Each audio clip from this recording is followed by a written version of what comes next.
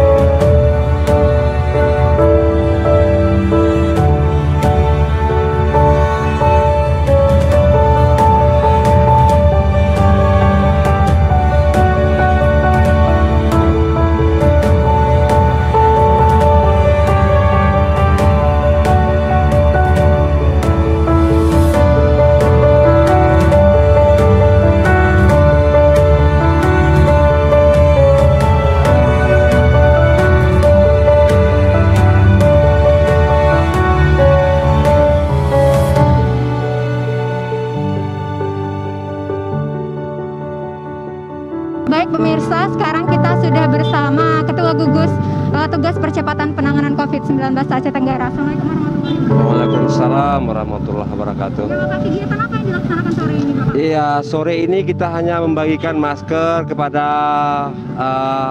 pengguna jalan masyarakat Kabupaten Tenggara dan juga sanitizer sebagai bentuk kepedulian kita dalam menghadapi corona ini. Sebenarnya pembagian masker ini juga sudah dilaksanakan di setiap desa, akan tapi ini hanya sebagai bentuk kepedulian kita terhadap masyarakat. Nah, ini Ketua Gugus turun langsung ya, Bapak? Turun langsung, insya Allah.